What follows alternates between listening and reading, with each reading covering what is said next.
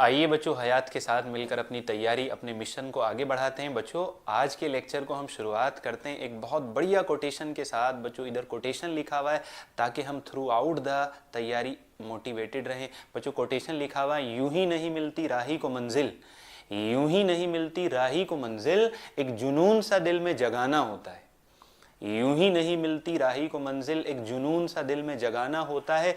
पूछा चिड़िया से कैसे बना आशियाना, बोली भरनी पड़ती है उड़ान बार बार, तिनका तिनका उठाना पड़ता है। बच्चों, ये हमारे मिशन पर, हमारी तैयारी पर बिल्कुल फिट बैठने वाला कोटेशन है। बच्चों, जो हमको तैयारी करनी है ना, वो ऐसे करनी है जैसे चिड़िया अपना घर बनाने के लिए तिनका तिनका उठाती है। हर एक लेक्चर हमारी तैयारी में, हमारे मिशन में ऐसे कंट्रीब्यूट करेगा जैसे एक तिनका हो। जब हम इनको मिला देंगे, ये जब सब मिल जाएंगे, तब हमारा मिशन पूरा होगा। बच्चों, तो हम अपने लेक्चर की शुरुआत करते हैं। बच्चों, हमने पहले लेक्चर के अंदर द लिविंग वर्ल्ड में बच्चों प्रॉपर्टी ऑफ लिविंग ऑर्गेनिज्म पढ़ लिया था।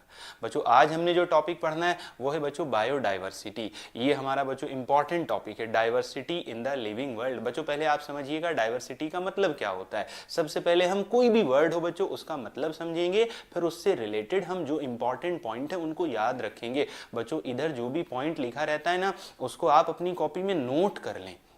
पहले आप ध्यान से उसका मतलब समझें और मतलब समझने के बाद फिर आप उसको कॉपी में नोट कर लें। बच्चों डाइवर्सिटी का मतलब होता है वैरायटी। डाइवर्सिटी का मतलब वैरायटी होता है। ये जनरल टर्म है बच्चों, आप इसको कहीं पर भी अप्लाई कर सकते हैं। आपको डाइवर्सिटी लिखा हुआ दिखे, आप समझिएगा वैरायटी। अगर हम कहते हैं बायोडाइवर्सिटी, बायोडाइवर्सिटी मतलब लिविंग ऑर्गेनिजम्स का वैरायटी।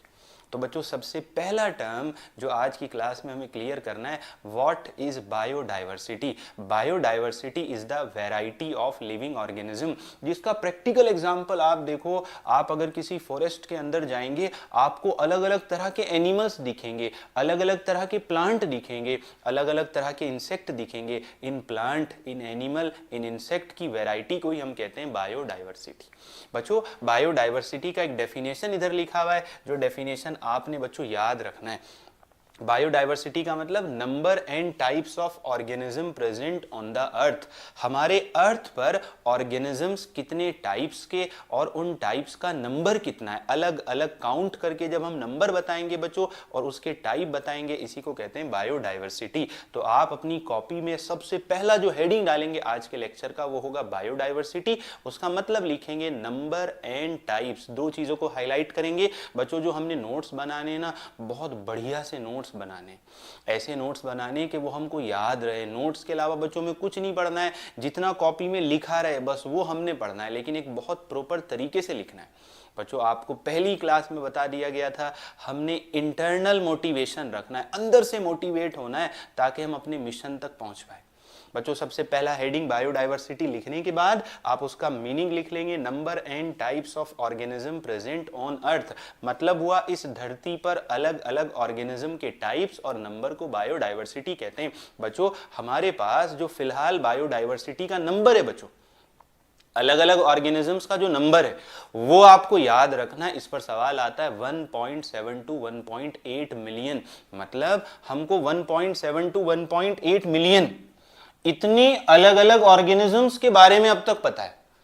17 से 18 लाख, 1 मिलियन में 10 लाख होता है, 17 से 18 लाख अलग अलग ऑर्गेनिजम्स के बारे में हम जानते हैं। जैसे बच्चों, ये एक अलग ऑर्गेनिज्म, ये एक अलग ऑर्गेनिज्म, ये एक अलग ऑर्गेनिज्म, ये एक अलग ऑर्गेनिज्म।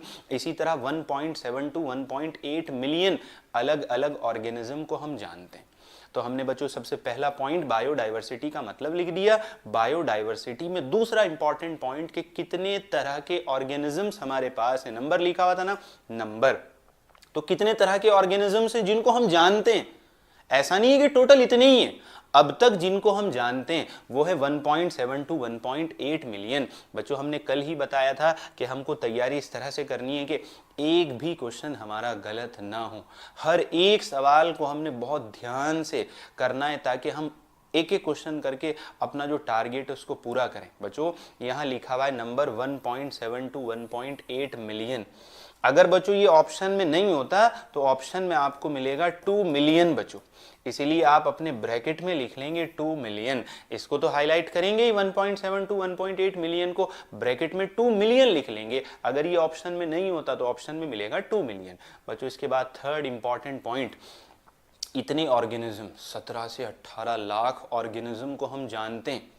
अब आप एक बात बताओ, अगर हम एक एक ऑर्गेनिज्म को पढ़ने बैठ जाएं, मान लो हम एक प्लांट को पढ़ रहे हैं, एक एनिमल को पढ़ रहे हैं, इसी तरह हम 17 से 18 लाख ऑर्गेनिज्म को पढ़ेंगे तो हमारी लाइफ तो इनको पढ़ने में ही खत्म हो जाएगी। तो हमने एक तरीका बनाया हुआ है कि हम इन सभी ऑर्गेनिज्म को एक तरीके से पढ़ेंगे, इस तरीके से पढ़ेंगे कि उसमें सभी ऑर्गेनिज्म कवर हो जाएंगे। हमको 17 से 18 लाख के अलग अलग ऑर्गेनिज्म को पढ़ने या उनके नाम को याद रखने की जरूरत नहीं है, हम एक तरीका बना लेंगे, उस तरीके से हम सबको पढ़ लेंगे। बच्चों ऑर्गेनिज्म को पढ़ने का जो तरीका होगा उसको बोला जाता है टैक्सोनॉमी बच्चों, टैक्सोनॉमी बच्चों।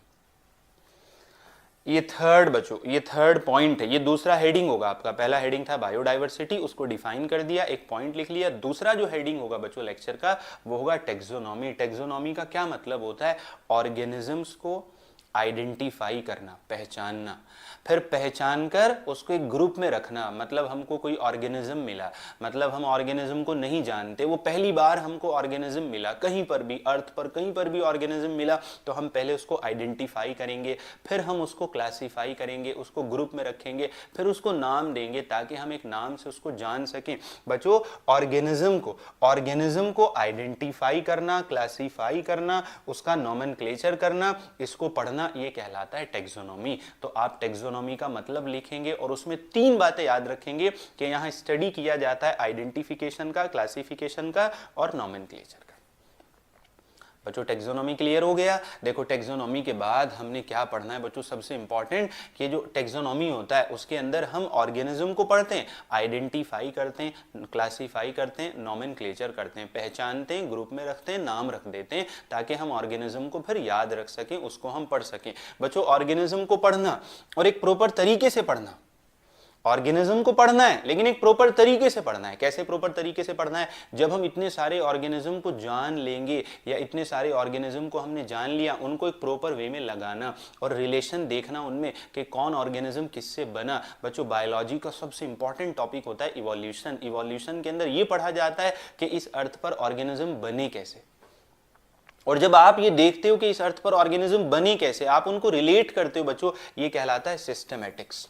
सिस्टमैटिक्स मतलब आप यहां ऑर्गेनिज्म को पढ़ोगे बट ऑर्गेनिज्म को एक सिस्टमैटिक वे में पढ़ोगे, और वो सिस्टमैटिक वे क्या होगा? आप ऑर्गेनिज्म के बीच में इवोल्यूशनरी रिलेशनशिप देखोगे कि एक ऑर्गेनिज्म का दूसरे के साथ क्या रिलेशन होगा। जैसे बच्चों मैं आपको एग्जांपल देता हूं कि हमको 2 अलग अलग तरह के प्लांट मिले, अब उन प्लांट में हमको बहुत ज्यादा सिमिलैरिटी मिल रही है तो हम कहेंगे इन प्लांट का एक दूसरे के साथ कुछ ना कुछ रिलेशन होगा, ये प्लांट इससे बना होगा या ये प्लांट पहले आया होगा धरती पर, ये प्लांट बाद में आया होगा। बच्चों जब आप ये पूरा यूनिट पढ़ें तो इस यूनिट में याद रखिएगा कि बायोलॉजी ये मानता है ऑर्गेनिज्म एक एक कर इस अर्थ पर बने, एक साथ ऑर्गेनिज्म नहीं आ गए, एक एक करके बने। अब वो जब एक एक करके बने तो कोई पहले बना होगा, कोई बाद में बना होगा, फिर उसके बाद बना होगा, तो उनको रिलेट करना, उनके बीच में रिलेशन निकालना, इसको कहते हैं सिस्टमैटिक्स। और बच्चों यहां सबसे इंपॉर्टेंट आप टैक्सोनॉमी में जब जो एक अलग से वर्ड लिखेंगे वो होगा सिस्टमैटिक्स, और सिस्टमैटिक्स के अंदर बच्चों आपने याद रखना है ये वर्ड एक लैटिन वर्ड से लिया गया सिस्टमा, जिसका मतलब होता है सिस्टमैटिक अरेंजमेंट, एक तरीके से लगाना, अरेंज करना। बच्चों यहां आपको दिख भी रहा है कि हमने लेबोरेटरी के अंदर ऑर्गेनिज्म को अरेंज किया हुआ है, एक तरीके से लगाया हुआ है ताकि हम उनको पढ़ सके, समझ सकें, उनके बीच में रिलेशन देख सके। सबसे पहले हमने बायोडाइवर्सिटी पढ़ा, बायोडाइवर्सिटी का मतलब समझा, कितने हमारे पास ऑर्गेनिज्म है ये हमने लिखा, हम ऑर्गेनिज्म को पढ़ते हैं टैक्सोनॉमी में ये हमने लिखा। उसके बाद बच्चों जब हम ऑर्गेनिज्म को पढ़ते हैं तो एक सिस्टमैटिक वे में पढ़ते हैं, और सिस्टमैटिक वे को बोला जाता है सिस्टमैटिक्स। इधर जो लिखा हुआ है बच्चों बड़ा इंपॉर्टेंट है, आपसे सवाल पूछेगा सिस्टमैटिक में क्या होता है। सिस्टमैटिक में इवोल्यूशनरी रिलेशनशिप पढ़ा जाता है बच्चों। इसके बाद सबसे इंपॉर्टेंट, इनको एक सिस्टम से, एक तरीके से पढ़ना ऑर्गेनिजम्स को। इसकी शुरुआत बच्चों एक बहुत ही महान टैक्सोनॉमिस्ट ने की जिनका नाम है कैरोलस लिनियस। बहुत महान टैक्सोनॉमिस्ट है, मतलब बच्चों समझिएगा ये एक ऐसे आदमी थे जो हर चीज को तरीके से लगाना जानते थे। मतलब रैंडमली बिखरी हुई चीजों को तरीके से अरेंज करना, एक प्रॉपर वे से उनके बीच में रिलेशन निकालना, ये काम बहुत बढ़िया से करना जानते थे कैरोलस लिनियस। बच्चों कैरोलस लिनियस ने एक किताब लिखी जिसका नाम है सिस्टेमा नेचुरे, जिसको बोला जाता है कि किताब लिनियस ने लिखी और इसमें ऑर्गेनिज्म को एक सिस्टमेटिक वे में बताया। बच्चों आपसे सवाल पूछेगा Systema Naturae was written by, Systema Naturae किताब को किसने लिखा? लिनियस ने लिखा। ये किताब है बच्चों, इधर ऑर्गेनिज्म के बारे में लिखा हुआ है लेकिन एक तरीके से लिखा हुआ है। तो बच्चों देखो कितने सवाल हो गए। हमको ना इस बात का भी ध्यान रखना है कि जो हम पढ़ रहे हैं उसमें क्वेश्चंस क्या बनते हैं। बच्चों सबसे पहला क्वेश्चन नंबर ऑफ बायोडाइवर्सिटी, दूसरा टेक्सोनॉमी में क्या होता है? आइडेंटिफिकेशन होता है, क्लासिफिकेशन होता है, नोमेनक्लेचर होता है मेन। उसके बाद बच्चों ऑर्गेनिज्म को जब हम इवोल्यूशनरी रिलेशनशिप से पढ़ते हैं तो उसको क्या कहते हैं? उसको कहते हैं सिस्टमैटिक्स। और बच्चों इसके बाद हमें याद रखना है कैरोलस लीनियस ने, पूरा नाम है कैरोलस लीनियस ने किताब लिखी सिस्टेमा नेचुरे। इसके बाद बच्चों आज का जो सबसे इंपॉर्टेंट टॉपिक है टेक्सोनॉमी में हम ऑर्गेनिज्म को पढ़ते हैं, उसके लिए कुछ बेसिक प्रोसेस होते हैं। आपने पहले बेसिक प्रोसेस को याद रखने। जब आप ऑर्गेनिज्म को पढ़ोगे तो कैसे पढ़ोगे? सबसे पहला पॉइंट, आप उसके कैरेक्टर देखोगे। मान लो आपको ये कोई ऑर्गेनिज्म मिला तो आप इस ऑर्गेनिज्म के कैरेक्टर्स को लिख लोगे। जब आप कैरेक्टर को लिख लोगे, कैरेक्टर को पढ़ लोगे, ये हो जाएगा कैरेक्टराइजेशन। और कैरेक्टर पढ़ने के बाद आपको ये तय कर लोगे, आपको ये पता चल जाएगा कि ये है कौन सा ऑर्गेनिज्म, ये कौन से ग्रुप में आएगा, जिसको हम कहेंगे आइडेंटिफिकेशन। जैसे फॉर एग्जांपल आपको कोई एक आदमी मिला, आपने देखा कि उसने पहना हुआ व्हाइट कोट और गले में डाला हुआ स्टेथोस्कोप। तो पहले आप कैरेक्टर देख रहे हो कि इसने व्हाइट कोट पहना हुआ है, गले में स्टेथोस्कोप डाला हुआ है, तो अब आपने आइडेंटिफाई कर लिया ये डॉक्टर है। अब आपने पहचान कर ली इसकी कि ये डॉक्टर है और तुमने इसको ग्रुप में रख दिया, डॉक्टर वाले ग्रुप में। आपने उसका क्लासिफिकेशन कर दिया पहचान करके बच्चों। और फिर उसके बाद फर्दर हम ऑर्गेनिज्म का नाम रखते हैं जो बायोलॉजिकल वे में रखा जाता है। एक नाम तो हमारा वो होता है जो मम्मी पापा रखते हैं, एक नाम बायोलॉजिकल होता है जो दुनिया के हर एक इंसान का एक ही होगा, बताएंगे आपको। तो बच्चों अगर आपसे पता किया जाए टेक्सोनॉमी के बेसिक प्रोसेसेस क्या होंगे, 4 बताएंगे। कैरेक्टराइजेशन, आइडेंटिफिकेशन और classification, nomenclature. Characterization, identification, classification, nomenclature, ये 4 प्रोसेस बच्चों टेक्सोनॉमी में होते हैं। 1 बाय 1 करके हमको पढ़ना है। आइडेंटिफिकेशन सबसे पहले इधर लिखा गया बच्चों कैरेक्टराइजेशन, कैरेक्टरिस्टिक को पढ़ना। कैरेक्टराइजेशन मतलब समझना, किसको? कैरेक्टर्स को, किसके? ऑर्गेनिज्म के। जैसे बाहर से ऑर्गेनिज्म को देखना, अंदर से ऑर्गेनिज्म को देखना, सेल का स्ट्रक्चर देखना, डेवलपमेंटल प्रोसेस देखना, और इकोलॉजिकल इंफॉर्मेशन मतलब दूसरे ऑर्गेनिज्म के साथ उसका क्या रिलेशन है। तो अगर आपसे पता किया जाए कि कैरेक्टराइजेशन में क्या होता है, सीधी सी बात है कैरेक्टर को पढ़ा जाता है जैसे यहां लिखा हुआ है। तो बच्चों आप हेडिंग जो डालेंगे वो डालेंगे बेसिक प्रोसेसेस ऑफ टेक्सोनॉमी। और बेसिक प्रोसेसेस ऑफ टेक्सोनॉमी में 1 2 3 4 करके पहले इनको एक बार लिख लेंगे। आप 1 2 3 4 करके लिख लेंगे, कैरेक्टराइजेशन, आइडेंटिफिकेशन, क्लासिफिकेशन, नोमेनक्लेचर। ये 4 लिखने के बाद नंबर 1 अलग से हेडिंग डालेंगे कैरेक्टराइजेशन और उसकी डेफिनेशन लिख लेंगे। और डेफिनेशन लिखते लिखते आपको बात समझ में आ जाएगी इसका मतलब क्या है। भाई ऑर्गेनिज्म के कैरेक्टर को पढ़ना, ये कैरेक्टराइजेशन कहलाता है। बच्चों दूसरा जो हम काम करते हैं वो करते हैं यहाँ पर आइडेंटिफिकेशन। आइडेंटिफिकेशन मतलब करेक्ट तरीके से डिस्क्रिप्शन मिलना ऑर्गेनिज्म का, ताकि हम उसका नाम सही से रख सकें। कैरेक्टराइजेशन में कैरेक्टर पढ़ लिया, अब हमको सही तरीके से उसकी जानकारी मिल गई, यानी हमने उसको पहचान लिया। अब जब पहचान लेंगे तो हम उसका करेंगे क्लासिफिकेशन। क्लासिफिकेशन मतलब ऑर्गेनिज्म को एक ग्रुप में रखना, एक कैटेगरी में रखना। बच्चों बड़ा इंपॉर्टेंट है क्लासिफिकेशन वाला जो काम है ना, बड़ा इंपॉर्टेंट है। जैसे आपको कोई ऑर्गेनिज्म दिखा, उसमें आपको लीफ दिखा, फ्लावर दिखा, फ्रूट दिखा, तो लीफ, फ्लावर, फ्रूट, इनको देख के आप क्या कहोगे? ये प्लांट है भाई। ये नहीं उसको ग्रुप में रखना, एक ग्रुप में रखना, प्लांट वाले ग्रुप में रखना। आपको कोई ऑर्गेनिज्म दिखा, उसके पास 2 ईयर है ना, 2 ईयर, 2 आई, 1 नोज, टीथ, तो आप कहोगे भाई ये एनिमल है। मतलब ऑर्गेनिज्म के पहले कैरेक्टर को देखेंगे, उससे हम उसको पहचान लेंगे, फिर उसको ग्रुप में रख देंगे। और ऑर्गेनिज्म को ग्रुप में रखना, इसी को कहते हैं बच्चों क्लासिफिकेशन। और बच्चों सबसे इंपॉर्टेंट होता है ऑर्गेनिज्म को एक ऐसा नाम देना, ऑर्गेनिज्म को एक ऐसा नाम देना ताकि वो पूरी दुनिया में एक ही नाम से जाना जा सके। बच्चों बायोलॉजी के अंदर नोमेनक्लेचर बड़ा इंपॉर्टेंट होता है। क्यों? क्योंकि हर ऑर्गेनिज्म का अपने अलग अलग एरिया में अलग अलग नाम होता है। जैसे हम एक एग्जांपल दे रहे हैं, हम कहते हैं आम, जिसको हम इंग्लिश में मैंगो बोल देते हैं। अब ज़रूरी नहीं है कि हर जगह पे उसको आम ही बोला जाए, दूसरे कंट्री में जाएंगे आम नहीं बोलेंगे, वो अपनी लोकल भाषा में उसको कुछ और बोलेंगे। मतलब जैसे जैसे एरिया बदलता है तो वहाँ पर ऑर्गेनिज्म के नाम बदल जाते हैं। अब ऐसे तो भाई दिक्कत हो जाएगी हमको, ऑर्गेनिज्म का अगर नाम बदलता रहेगा तो हम क्या करते हैं, पूरी दुनिया में ऑर्गेनिज्म एक ही नाम से जाना जाएगा, उसका बायोलॉजिकल नाम रख देते हैं। इसलिए नॉमेनक्लेचर करना बहुत ज़रूरी है। अब बताओ सबसे पहले क्या पढ़ा, सबसे पहले पढ़ा बायोडाइवर्सिटी। क्या पढ़ा, number and types of organism present on earth. Biodiversity ये कितनी है, 1.7 टू 1.8 मिलियन। इनको प्रॉपर तरीके से पढ़ना सिस्टमेटिक्स कहलाता है, जिसमें इवोल्यूशनरी रिलेशनशिप देखना बहुत ज़रूरी है बच्चों। फिर हेडिंग डाला आपने प्रोसेसेस ऑफ टेक्सोनॉमी, पहला कैरेक्टराइजेशन, फिर आइडेंटिफिकेशन, फिर नॉमेनक्लेचर, क्लासिफिकेशन, फिर नॉमेनक्लेचर। उसके बाद बच्चों आपने इन सबको लिख लिया। सबसे पहले आपने लिखा characterization, identification, classification, nomenclature. It is the standardization of names of organism such that an organism is known by same name all over the world। बच्चों एक ऑर्गेनिज्म को स्टैंडर्ड नेम देना ताकि पूरी दुनिया में ऑर्गेनिज्म एक ही नाम से जाना जाए, इसको कहते हैं क्लासिफिकेशन, नॉमेनक्लेचर। बच्चों इसके बाद हमको सबसे इंपॉर्टेंट जो समझना है, अब बच्चों मैं आपको बता दूं जो अभी हम समझने वाले हैं, कंप्लीट 11th, कंप्लीट 12th और 12th के बाद ये टॉपिक अब हमेशा आपके काम आने वाला है। जब तक आप बायोलॉजी पढ़ते रहेंगे तब तक ये जो हम पढ़ने वाले हैं ये आपके काम आता रहेगा। अब हमको क्या पढ़ना है, ऑर्गेनिज्म के नाम रखने का तरीका, ये सबसे इंपॉर्टेंट है बच्चों। अब हमको ये जानना है कि एक ऑर्गेनिज्म का हम नाम कैसे रखते हैं। हमने ऑर्गेनिज्म का कैरेक्टराइजेशन किया, आइडेंटिफिकेशन किया, नॉमेन क्लासिफिकेशन किया, लास्ट में नाम रखने, नामकरण करना, नाम रखना, नोमेनक्लेचर।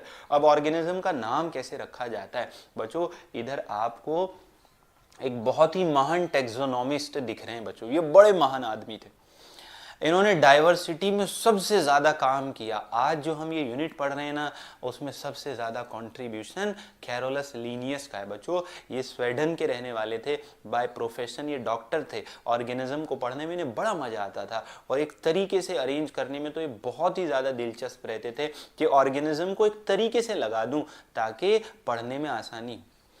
बच्चों इन्होंने ऑर्गेनिज्म को नाम रखने का एक तरीका दिया बच्चों, जिसको बोला जाता है बाइनोमियल नॉमेनक्लेचर।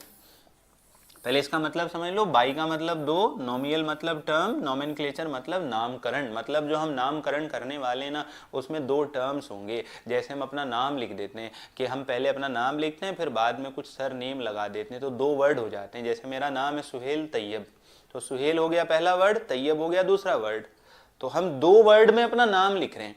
तो हम बायोलॉजिकल वे में भी हम जो नाम लिखते हैं उसमें दो वर्ड लेते हैं। अगर आप नाम को दो वर्ड में लिख रहे हो उसको कहते हैं बाइनोमियल नॉमेनक्लेचर। बच्चों सवाल आता है बाइनोमियल नॉमेनक्लेचर किसने दिया, लिनियस ने। अब ये जो बाइनोमियल नॉमेनक्लेचर आप पढ़ने वाले हो ना बच्चों, ये बाइनोमियल नॉमेनक्लेचर आपके हमेशा काम आएगा, पूरी लाइफ काम आएगा। इसलिए बाइनोमियल नॉमेनक्लेचर को बहुत बढ़िया से क्लियर कर लेना। बच्चों ऑर्गेनिज्म को नाम देने के कुछ रूल होते हैं और आप यकीन जानिएगा रूल को याद रखना और अप्लाई करना बड़ा ही इंपॉर्टेंट है। डायरेक्ट सवाल भी आते हैं, इनडायरेक्ट भी आते हैं। और बच्चों हमने पहले ही कहा कि हमने हर एक टॉपिक के हर एक क्वेश्चन को बढ़िया से क्लियर करके चलना है ताकि क्वेश्चन आए एकदम से कर लें। बच्चों हमने अपनी तैयारी ऐसे कर लेनी है कि नीट में हम 90 क्वेश्चन 30 मिनट में कर लें। हाँ बिल्कुल कर लेंगे, लेकिन उसके लिए प्रैक्टिस करनी होगी। आधे घंटे में बायोलॉजी खत्म कर लोगे आप अगर आप बढ़िया से प्रैक्टिस कर लोगे। इस तरह से हमने पढ़ना है बच्चों। इधर देखो कुछ ना बच्चों नाम रखने के रूल होते हैं। बच्चों अगर हम किसी प्लांट का नाम रख रहे हैं, ज़्यादातर हम दो ही के नाम जानेंगे, दो ही के नाम रखते हैं क्योंकि हमारे आसपास यही दो ऑर्गेनिज्म होते हैं, या तो प्लांट या एनिमल। और बच्चों प्लांट रिलेटेड होता है बोटेनिकल नेम से, प्लांट वाले ग्रुप को हम बॉटनी में रख देते हैं। और एनिमल जो होता है वो रिलेटेड होता है जूलॉजिकल नेम से बच्चों। तो बॉटनिकल नेम मतलब प्लांट का नाम रखना, जूलॉजिकल नेम मतलब एनिमल का नाम रखना। बच्चों प्लांट के नाम रखने के लिए जो रूल बनाए जाते हैं वो रूल बनाए जाते हैं ICBN के द्वारा। ICBN की फुल फॉर्म याद रखनी है, international code for botanical nomenclature. Botanical nomenclature मतलब प्लांट का नाम रखना। प्लांट का नाम रखने के लिए जो रूल बताता है, जो रूल बनाता है, उसको बोला जाता है ICBN। और एनिमल का नाम रखने के लिए जो रूल बनाए जाते हैं वो बनाए जाते हैं ICZ के according, international code for zoological nomenclature. अब ये दोनों कैसे इंपॉर्टेंट है आपके लिए, इन दोनों की फुल फॉर्म आपको पता हो, ICBN, ICZN, international code for botanical nomenclature, international code for zoological nomenclature. ये प्लांट के लिए, ये एनिमल के लिए। बच्चों हम जो हम नोमेनक्लेचर पढ़ रहे हैं उसको बोला जाता है बाइनोमियल नोमेनक्लेचर। जो बच्चों हम नोमेनक्लेचर पढ़ रहे हैं उसको क्या बोलते हैं, बाइनोमियल नोमेनक्लेचर। और बच्चों बाइनोमियल नोमेनक्लेचर के रूल्स हैं, चाहे आप बोटेनिकल या ज़ूलॉजिकल कोई भी नेम आप रखो, आप प्लांट का नाम रखो, एनिमल का नाम रखो, रूल के अकॉर्डिंग चलोगे। जब रूल के अकॉर्डिंग चलते हैं ना तो काम करना आसान हो जाता है। बच्चों यहाँ लिखा हुआ है हमको जानने यूनिवर्सल रूल्स। यूनिवर्सल मतलब ये किसी एक जगह के साइंटिस्ट या टेक्सोनॉमिस्ट नहीं लगाएंगे, हर कंट्री के टेक्सोनॉमिस्ट जो भी नाम रखेंगे वो इस रूल के अकॉर्डिंग रखेंगे। सबसे पहला रूल क्या है बच्चों, ये समझिएगा, जितने भी साइंटिफिक नेम होते हैं बच्चों वो लैटिन लैंग्वेज से लिए होते हैं। ये बड़ा इंपॉर्टेंट कंसेप्ट है। जितने भी बायोलॉजिकल या साइंटिफिक नेम होते हैं ना उनको हम लैटिन वर्ड से बनाते हैं। हम लैटिन लैंग्वेज का एक वर्ड उठाएंगे उससे बना देंगे। क्यों भाई, लैटिन का ही क्यों उठाते हैं, इंग्लिश का क्यों नहीं उठाते, या किसी दूसरे हिंदी का क्यों नहीं लेते, लैटिन का ही क्यों लेते हैं? लैटिन के वर्ड से हम क्यों साइंटिफिक नाम बनाते हैं, उसकी वजह याद रखिएगा, बड़ी इंपॉर्टेंट है। लैटिन बच्चों एक ऐसी भाषा है जो दुनिया में फिलहाल नहीं बोली जाती। लैटिन भाषा को बोलने वाले आदमी दुनिया से खत्म हो गए। और बच्चों जो भाषा नहीं बोली जाती उसके अंदर कोई बदलाव नहीं आता। जब कोई भी भाषा, जब कोई भी लैंग्वेज यूज़ होती है तो वो यूज़ होते होते बदल जाती है। जैसे फॉर एग्जांपल हम बिकॉज को ऐसे लिखते हैं लेकिन जल्दबाजी में हम ऐसे लिख देते हैं। हो सकता है आने वाली जनरेशन समझे बिकॉज ऐसे ही लिखा जाता है। जैसे हम चैटिंग करते हैं तो हम इस तरह से लिख देते हैं, हम बिटवीन को ऐसे लिख देते हैं। अब बिटवीन को हम यूज करते करते करते करते उसका हमने शॉर्टकट तरीका निकाल लिया। यानी जब हम किसी भाषा को यूज करते हैं तो हम उसमें टाइम के साथ साथ बदलाव कर देते हैं, लेकिन जब किसी भाषा को बोलने वाले ही नहीं है तो उसमें अब कोई बदलाव की गुंजाइश नहीं है बच्चों।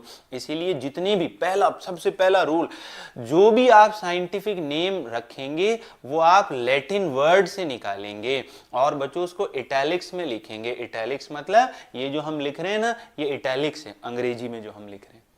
यानी आप वर्ड, जैसे देखो बात समझिएगा, इस बात को आप ऐसे समझो, जैसे मैं कह रहा हूं कि मैंने लिखा AM, क्या लिखा, आम। अब मुझे बताओ ये मैंने लिखा किस में, ये मैंने लिखा इंग्लिश में इटैलिक्स में, और ये वर्ड किसका है, हिंदी का। देखो बात समझिएगा, वर्ड हिंदी का है, शब्द हिंदी का है और लिखा किस में, अंग्रेजी में। इसी तरह शब्द लेना है लैटिन से और लिखना है इटैलिक्स में। इटैलिक्स मतलब जो हम ये लिख रहे हैं। और जब आप बाइनोमियल नोमेनक्लेचर में आप दो वर्ड्स लिख दोगे, जब आप नाम लिख दोगे, फॉर एग्जांपल पहला वर्ड आपने x लिखा, दूसरा वर्ड y लिखा, अभी बताएंगे, आप इनको अलग से अंडरलाइन करेंगे और ये बड़ा इंपॉर्टेंट होता है बच्चों। ये रूल बड़ा इंपॉर्टेंट है। सबसे पहला पॉइंट, जितने भी साइंटिफिक नेम है वो लैटिन से लिए जाएंगे, उनको हम इटैलिक्स में लिखेंगे। जब हम कोई भी बायोलॉजिकल या साइंटिफिक नेम लिखेंगे उसके दोनों वर्ड को अलग अंडरलाइन करेंगे। जैसे अभी मैं बता दूं, इधर लिखा हुआ है बच्चों मैंगीफेरा इंडिका। देखो दो वर्ड लिखे हैं, पहला मैंगीफेरा, दूसरा लिखा हुआ है इंडिका। और आप देखो दोनों को लिखने के बाद अलग से अंडरलाइन किया गया। मैंगीफेरा को अलग अंडरलाइन किया गया, इंडिका को अलग अंडरलाइन किया गया। और बच्चों फिर आपने याद रखना है, जो पहला वर्ड होता है वो बताता है जीनस को, पहला वर्ड बताता है जीनस के नाम को और दूसरा वर्ड बताता है स्पीशीज को। बच्चों ऑर्गेनिज्म का जो हम नाम रखते हैं उसमें हम दो वर्ड लेते हैं, पहला वर्ड जीनस से, दूसरा वर्ड स्पीशीज से। जीनस स्पीशीज क्या होता है अभी आपको पढ़ते पढ़ते समझ में आएगा बच्चों। हम यहाँ जो जीनस लेते हैं उसी को बोल देते हैं जेनरिक नेम। जेनरिक नेम मतलब जीनस से लिया हुआ नेम। और जो स्पीशीज से हम नेम लेते हैं उसी को बोल देते हैं स्पेसिफिक एपिथेट। मतलब हमारे पास अब फिलहाल 3 पॉइंट हो गए। साइंटिफिक नेम लिया जाएगा लैटिन से, लिखा जाएगा इटैलिक्स में, जब लिखेंगे तो सेपरेटली अंडरलाइन करेंगे। और पहला वर्ड होगा जीनस से, दूसरा वर्ड होगा स्पीशीज से। जीनस को कह देंगे जेनरिक नेम, स्पीशीज को कह देंगे स्पेसिफिक एपिथेट। बच्चों सबसे इंपॉर्टेंट, जब आप नाम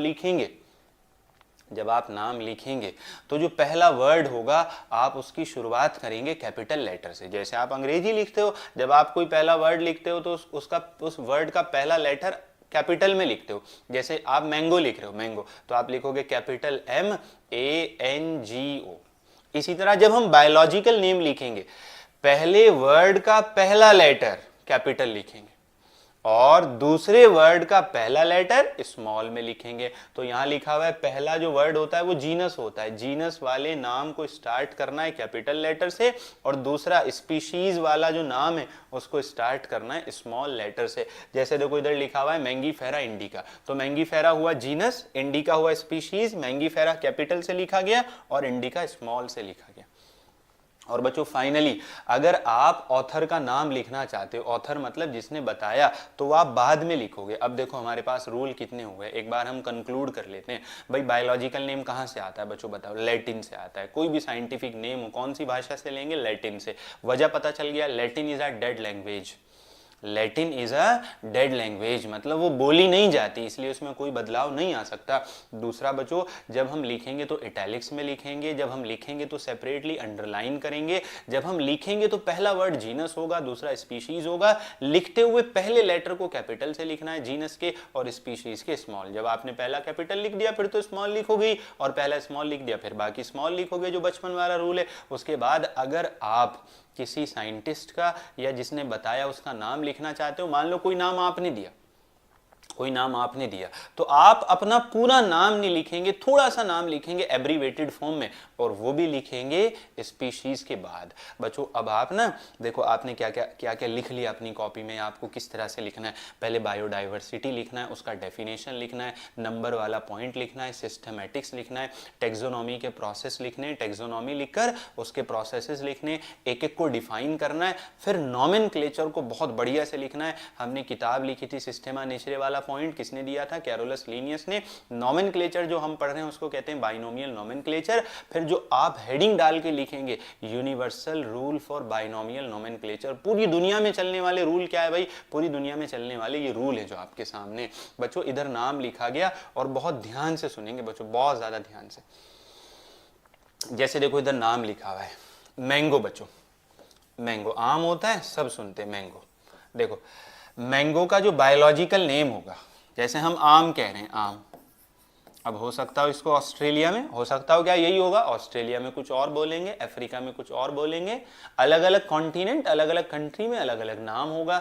लेकिन ये जो नाम हम देने वाले हैं पूरी दुनिया में चलेगा, हर कोई पढ़ा लिखा इस नाम को पहचान लेगा कि भाई मैंगीफेरा इंडिका नाम है मैंगो का। ये मैंगो का जीनस, ये मैंगो का स्पीशीज। पहला वर्ड जो लेते हैं वो जीनस, उसको कैपिटल लेटर से लिखते हैं, दूसरा वर्ड लेते हैं स्पीशीज, उसको स्मॉल से लिखते हैं। जैसे हमारा नाम, अब आपसे कोई पूछे बच्चों कि अपना नाम बताओ, बायोलॉजिकल नाम, तो बताना होमो सैपियंस।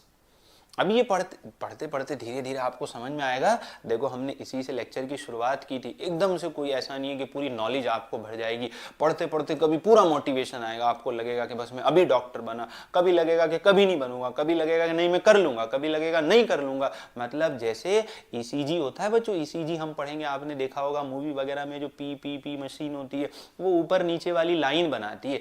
ऐसे ही आपकी तैयारी, ऐसे ही आपकी लाइफ होती है, कभी अप डाउन। लेकिन आपने मोटिवेटेड रहना है, सेल्फ मोटिवेटेड रहना है। मतलब आपने पढ़ाई नहीं छोड़नी है, बस कि धीरे धीरे हम पढ़ते जाएंगे, नॉलेज को इकट्ठा करते जाएंगे और अपने मिशन तक पहुंच जाएंगे।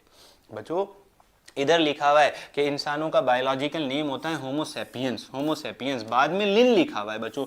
ये लिन क्या है? ये लिन है लीनियस, यानी कैरोलस लीनियस ने पहली बार इंसानों का नाम बताया तो उन्होंने अपना नाम एब्रीवेटेड फॉर्म में लिख दिया। देखो आखिरी पॉइंट यही था, ऑथर का नेम एब्रीवेटेड फॉर्म में लिखोगे, बायोलॉजिकल नाम के आखिर में जो आपने बायोलॉजिकल नेम लिख दिया उसके आखिर में छोटा सा साइंटिस्ट का नाम लिख दोगे। जैसे बहुत सारे नाम है बच्चों, धीरे धीरे 11th 12th में बहुत सारे बायोलॉजिकल नेम इकट्ठा हो जाएंगे। इधर जैसे देखो बच्चों, ये दो एग्जाम्पल है, होमो सैपियंस वाला और मैंगीफेरा इंडिका। अब बच्चों हमने सबसे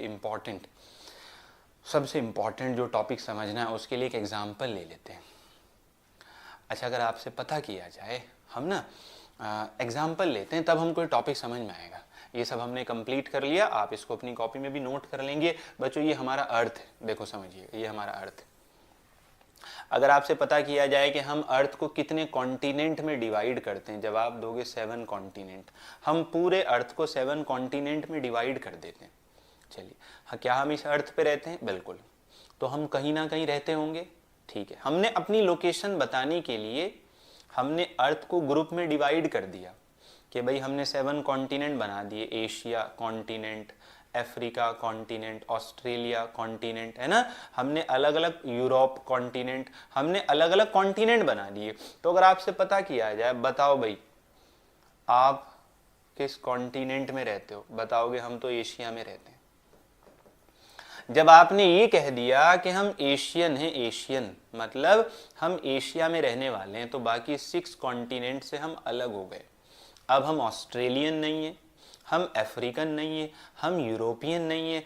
अब हमने अपने आप को अलग कर लिया, हम इस धरती में एशिया वाले कॉन्टिनेंट पे आते हैं, हम एशियन की कैटेगरी में आएंगे। अब सवाल उठेगा, भाई एशिया में तो बहुत सारे कंट्री है, तुम किधर आते हो? हम इंडियन हैं, इंडियन। यानी अब हमने अपने आप को बाकी कंट्री से अलग कर लिया। बात समझो, जब हमने कॉन्टिनेंट बताया तो हम कॉन्टिनेंट के लेवल पर क्लासीफाई हो गए, एशियन। जब हमने कंट्री बताया तो हम कंट्री के अकॉर्डिंग क्लासीफाई हो गए। बताओ, हम सबको इंडियन कहा जा सकता है, नहीं कहा जा सकता है? एक हमारा वो नाम है जो हम यूज करते हैं डॉक्यूमेंट वे में, लेकिन हमको इंडियन भी तो कहा जा सकता है कंट्री के अकॉर्डिंग। अब भाई इंडिया में तो बहुत सारे स्टेट हैं, आप किधर आते हो? भाई हम आते हैं उत्तराखंड में, हम उत्तराखंड वाले। तो देखो, अब हमने इंडिया में अपने आप को अलग कर लिया। कैसे अलग कर लिया? कि हमने अपने आप को स्टेट के अकॉर्डिंग डिवाइड कर लिया, हमने कॉन्टिनेंट के अकॉर्डिंग डिवाइड कर लिया, कंट्री के अकॉर्डिंग डिवाइड कर लिया, हमने स्टेट के अकॉर्डिंग डिवाइड कर लिया। अरे भाई, उत्तराखंड के अंदर तो बहुत सारे डिस्ट्रिक्ट आते हैं, तुम कौन से डिस्ट्रिक्ट में आओगे? तो हमने अपना डिस्ट्रिक्ट बता दिया कि हम हरिद्वार में आते हैं। यानी हम क्या कर रहे हैं? अपने आप को क्लासिफाई करते जा रहे हैं। इसी तरह बच्चों, बस ये एग्जाम्पल इनफ है टॉपिक को समझने के लिए। इसी तरह हम ऑर्गेनिज्म को अलग अलग ग्रुप में डिवाइड करते हैं, और जिस ग्रुप में हम ऑर्गेनिज्म को डिवाइड करते हैं उसको कहते हैं टेक्सोनोमिक कैटेगरीज। बच्चों, हमने नॉमेनक्लेचर का रूल पढ़ लिया। प्रॉपर वे में नोट बनाते रहिएगा बच्चों, नोट करते रहिएगा कॉपी में। अभी तक हमने नॉमेनक्लेचर के रूल को लिख लिया, और ये वाले एग्जाम्पल भी लिख लेना बच्चों। होमो सैपियंस हमारा नाम है, और मैंगीफेरा इंडिका मैंगो का नाम है। ये देखो, होमो जीनस है, और सैपियंस स्पीशीज है, और ये ऑथर का नाम है लिनियस, जिसने बताया। अब हम जो अगला टॉपिक पढ़ रहे हैं वो पढ़ रहे हैं टेक्सोनोमिक कैटेगरीज। बच्चों, अलग अलग, जैसे हमने अपने आप को अलग अलग ग्रुप पर क्लासीफाई कर दिया, ऐसे ही हम ऑर्गेनिज्म को क्लासीफाई करते हैं 7 कैटेगरीज में। हम ऑर्गेनिज्म को 7 ग्रुप्स में रखते हैं, और इन 7 कैटेगरीज को रखने का एक मैं आपको तरीका बता देता हूं, ट्रिक बता देता हूं। बच्चों, ट्रिक हमेशा याद रखिएगा, keep pot clean, otherwise family get sick. Family get sick क्या मतलब है? कीप पोट क्लीन, बर्तन को साफ रखो। Keep pot clean, keep pot clean, रखो बर्तन को साफ, अदरवाइज नहीं तो फैमिली हो जाएगी बीमार। तो जो टेक्सोनोमिक कैटेगरीज है ना बच्चों, यहाँ के का मतलब है किंगडम, सबसे बड़ा कैटेगरी किंगडम। जैसे हमारा सबसे बड़ा कैटेगरी कॉन्टिनेंट है, कॉन्टिनेंट के हम कॉन्टिनेंट के लेवल पर क्लासीफाई होते हैं अर्थ पर, सबसे बड़ा क्लासिफिकेशन। इसी तरह बच्चों, यहाँ पी का मतलब है phylum, kingdom, phylum, keep pot, clean class, clean class. तो आपको ना बच्चों, ये सवाल बहुत इंपॉर्टेंट सवाल है, टेक्सोनोमिक कैटेगरीज का ऑर्डर बताओ, सीक्वेंस बताओ। Kingdom, phylum, class, keep pot clean, otherwise order, family, family get, genus, sick, species. बच्चों, ये जो लिखा गया, ये जो ऑर्डर इधर लिखा गया, इसमें जो सबसे ऊपर कैटेगरी लिखा गया ये सबसे बड़ा कैटेगरी है बच्चों, और ये जो लिखा गया ये सबसे छोटा कैटेगरी है। मतलब हमने इन कैटेगरीज को यहाँ लिखा बच्चों डिक्रीजिंग ऑर्डर में। अगर हम ऊपर से नीचे चल रहे हैं तो ये डिक्रीजिंग ऑर्डर है, और अगर हम नीचे से ऊपर चल रहे हैं ये इंक्रीजिंग ऑर्डर है कैटेगरी का बच्चों। यहाँ कुछ पॉइंट लिखे हुए हैं बच्चों, हम इधर इनको पढ़ लेते हैं। जब हम क्लासिफिकेशन करते हैं, मतलब हम ऑर्गेनिज्म को ग्रुप में रखते हैं, तो उसके अंदर इन्वॉल्व होता है hierarchy of steps. Hierarchy of steps, मतलब बहुत सारे स्टेप्स होते हैं और हर एक स्टेप को बोला जाता है टेक्सोनोमिक कैटेगरी या रैंक। बच्चों समझो बात को ध्यान से, जब हम ऑर्गेनिज्म को ग्रुप में रखते हैं तो बहुत सारे ग्रुप होते हैं और हर एक ग्रुप को बोला जाता है टेक्सोनोमिक कैटेगरी। ये एक टेक्सोनोमिक कैटेगरी, ये टेक्सोनोमिक कैटेगरी, ये टेक्सोनोमिक कैटेगरी, सब टेक्सोनोमिक कैटेगरी होंगे और आप इनको रैंक भी नाम देंगे और इन सभी कैटेगरीज को मिलाकर टेक्सोनोमिक हायरार्की बोला जाता है। टेक्सोनोमिक हायरार्की मतलब टेक्सोनोमिक ग्रुप्स को एक साथ अरेंज कर देना। बच्चों हर एक कैटेगरी रिप्रेजेंट करता है क्लासिफिकेशन का एक यूनिट, मतलब एक यूनिट, एक यूनिट, एक यूनिट, हर एक क्लासिफिकेशन का कैटेगरी एक यूनिट। तो पहले हमने कैटेगरी याद करने ऊपर से नीचे। Keep port clean otherwise family get सिक, kingdom, phylum, class, order. Keep port clean otherwise family, genus, species. अब बच्चों हमने क्या याद रखना है, यहाँ हर एक कैटेगरी को रैंक बोला जाता है, हर एक रैंक यूनिट होता है और बच्चों एक ग्रुप ऑफ ऑर्गेनिज्म, एक ग्रुप ऑफ ऑर्गेनिज्म एक पर्टिकुलर कैटेगरी पर आता है जिसको हम टेक्सोन नाम देते हैं। जैसे यहाँ एक, अच्छा बच्चों टेक्सोन का ही प्लूरल होगा टेक्सा, अगर टेक्सा लिखा हुआ है तो मतलब वो टेक्सोन ही है। जैसे हमारी क्लास होती है मेमेलिया, अभी हम इसको पढ़ेंगे। बच्चों यहाँ ना बहुत सारे ऐसे पॉइंट है जो आपको समझकर याद रखने पड़ेंगे। जैसे ये टेक्सोनोमिक कैटेगरी याद रखनी पड़ेंगी, इसका हमने आपको एक निमोनिक बता दिया, एक तरीका बता दिया। इसी तरह देखो बच्चों इसके बाद आपको क्या याद रखना है, इधर ना हमने लिखा हुआ है टेक्सोनोमिक कैटेगरी,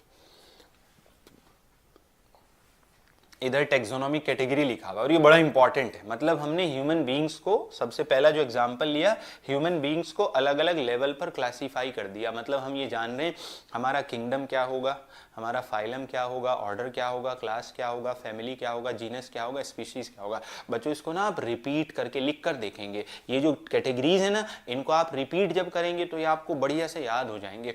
अब हमने इधर कैटेगरीज बताए ह्यूमन बीइंग्स के। बच्चों अगर आपसे पता करें ह्यूमन बीइंग्स का किंगडम क्या होगा, एनिमेलिया, तो ये एक टेक्सोन हो गया हमारा। बच्चों यहाँ एक बात और याद रखिएगा, एक होता है फाइलम, एक होता है डिवीजन। बच्चों डिवीजन जो आता है वो आता है प्लांट के लिए और फाइलम जो आता है वो आता है एनिमल के लिए। मतलब किंगडम तो सबके लिए आता है, प्लांट हो, एनिमल हो या कोई भी ऑर्गेनिज्म हो, बट किंगडम से छोटा जो कैटेगरी होगा फाइलम वो एनिमल के लिए आएगा, डिवीजन प्लांट के लिए आएगा। बेटा सवाल आता है इनमें से वो कैटेगरी जो केवल प्लांट के लिए हो डिवीजन, इनमें से वो कैटेगरी जो केवल एनिमल के लिए हो फाइलम। बच्चों हमारा किंगडम होगा एनिमेलिया, या आपने बढ़िया से याद करना है हम एनिमल किंगडम से बिलोंग करते हैं, किंगडम एनिमेलिया। हमारा फाइलम होगा कॉर्डेटा, कॉर्डेटा। हमारा क्लास होगा मेमेलिया, ऑर्डर होगा प्राइमेटा, फैमिली होगा होमिनिडेई, जीनस होगा होमो और स्पीशीज होगा सेपियंस। मतलब हमने देखो अपना नाम रखा था, क्या नाम रखा था, होमो सेपियंस, और बताया था पहला वर्ड आता है जीनस से और दूसरा वर्ड आता है स्पीशीज से। पहला वर्ड जीनस से आता है, दूसरा वर्ड स्पीशीज से आता है। तो पहला वर्ड था होमो, दूसरा वर्ड था सेपियंस, ये जीनस, ये स्पीशीज। तो हमने यहाँ क्या कर लिया बच्चों, अपने अलग अलग टेक्सोनोमिक कैटेगरी को हमने अपने अलग अलग टेक्सोनोमिक कैटेगरी को याद कर लिया। बताओ आपका किंगडम क्या है, animalia, kingdom animalia, phylum Chordata, kingdom phylum, बढ़िया से याद कर लेना। हमारी क्लास क्या है, keep port clean Mammalia, kingdom phylum class, keep port clean otherwise, order क्या है, प्रीमेटा, ऑर्डर प्रीमेटा, ऑर्डर के बाद फैमिली होमिनिडेई, जीनस होमो, स्पीशीज सेपियंस। यानी हमने अपने अलग अलग टेक्सोनोमिक कैटेगरी को याद कर लिया। अब बच्चों यहाँ ना कुछ बायोलॉजिकल नेम लिखे हुए हैं, जो बायोलॉजिकल नेम याद होने बहुत ज़रूरी है बच्चों। सबसे पहला हमने जो टेक्सोनोमिक कैटेगरी डिफाइन किया, सबसे छोटे वाला स्पीशीज़। पहले हम स्पीशीज़ को डिफाइन करते हैं। स्पीशीज़ होता क्या है बच्चों, यहाँ डेफिनेशन लिखा हुआ है, बहुत बढ़िया से समझेंगे। जैसे अभी आप ना इमेज से समझो, ये एक अलग स्पीशीज, ये अलग स्पीशीज, ये अलग स्पीशीज, ये अलग स्पीशीज, ये अलग अलग स्पीशीज हो गए। अब स्पीशीज होता क्या है, अच्छा आप नोट कैसे कर रहे हैं बच्चों, देखो नोट ऐसे करना है, आप सबसे पहले हेडिंग डाल देंगे टेक्सोनोमिक कैटेगरीज, ये नाम लिख लेंगे, उसके बाद ये पॉइंट लिख लेंगे, फिर बच्चों आप अपने टेक्सोनोमिक कैटेगरी लिख लेंगे ह्यूमन बीइंग्स के, फिर हमने बच्चों सबसे पहला टेक्सोनोमिक कैटेगरी लिखना है स्पीशीज। स्पीशीज होता क्या है, डेफिनेशन बहुत इंपॉर्टेंट है, ऑर्गेनिजम्स का ग्रुप, ऑर्गेनिजम्स का ग्रुप, ऐसे ऑर्गेनिज्म जो एक दूसरे को क्लोजली रिजेंबल करते हो, देखने में एक दूसरे के जैसे लगते हो, group of closely related organism, मतलब मैंगो के साथ अगर आप रिलेट करेंगे किसी कैट या रैट या डॉग को, रिलेट हो जाएगा? नहीं हो जाएगा। मैंगो के साथ कोई फ्रूट ही आप रिलेट कर सकते हो। अगर आप रिलेट करने पे आओ, आप प्लांट के साथ एनिमल को रिलेट थोड़ी करोगे। तो ऐसे ऑर्गेनिज्म का ग्रुप जो एक दूसरे को रिजेंबल करते हो, रिलेटेड हो, और सबसे इंपॉर्टेंट जो बच्चों इंटर ब्रीडिंग करते हो और फर्टाइल ऑफस्प्रिंग बनाते हो। मतलब आप किसी भी ऑर्गेनिज्म के ग्रुप को स्पीशीज कब कहोगे? सबसे पहली कंडीशन, वो क्लोजली रिलेटेड होने चाहिए। दूसरी कंडीशन, उनमें इंटर ब्रीडिंग होनी चाहिए। और तीसरी कंडीशन, उनसे फर्टाइल ऑफस्प्रिंग बनना चाहिए। मतलब वो बाहर से देखने में एक दूसरे के जैसे लगते हो, वो एक दूसरे के साथ मैटिंग करते हो और फर्टाइल ऑफस्प्रिंग बनाते हो। तब आप उनको कहेंगे कि ये सब एक स्पीशीज से बिलोंग करते हैं। और बच्चों स्पीशीज सबसे छोटा कैटेगरी है, हमने बताया था। सबसे ऊपर होता है सबसे बड़ा कैटेगरी और सबसे नीचे होता है सबसे छोटा कैटेगरी। तो क्लासिफिकेशन का सबसे छोटा कैटेगरी स्पीशीज है बच्चों। इधर कुछ स्पीशीज के नाम लिखे हुए, पहले ना आप ऑर्गेनिज्म के बढ़िया से नाम लिख लेंगे। ये तो कॉमन नेम है, मैंगो, ये नाम याद होने जरूरी है। पोटैटो है ना, इधर लिखा हुआ है नाइट शेड, प्लांट का नाम लिखा हुआ है। Tomato, brinjal, lion, tiger, leopard और ह्यूमन बीइंग मॉडर्न में। अब ये ऑर्गेनिज्म के कॉमन वाले नेम लिखे हुए हैं, आपको बायोलॉजिकल नेम याद हो। बायोलॉजिकल नेम कैसे रखा जाता है? बाइनोमियल नोमेनक्लेचर के अकॉर्डिंग। बहुत बढ़िया से बच्चों में इनको याद करेंगे। मैं आपको नेम बताता हूँ, पहले रूल एक बार याद रखो। रूल ये था कि हम दो वर्ड लिखते थे, पहला वर्ड जीनस होता था, दूसरा वर्ड स्पीशीज होता था। उनको अलग से अंडरलाइन करते थे, जीनस को कैपिटल से और स्पीशीज को स्मॉल से। रूल बढ़िया से याद है। अब देखो, सबसे पहले कॉमन नेम लिखा हुआ है मैंगो। मैंगो का बायोलॉजिकल नेम होगा मैंगीफेरा इंडिका। मैंगीफेरा जीनस और इंडिका स्पीशीज। देखो मैंगीफेरा कैपिटल से लिखा हुआ है, इंडिका स्मॉल से लिखा हुआ है। दूसरा लिखा हुआ है पोटैटो। पोटैटो का बायोलॉजिकल नेम होगा सोलेनम ट्यूब्रोसम।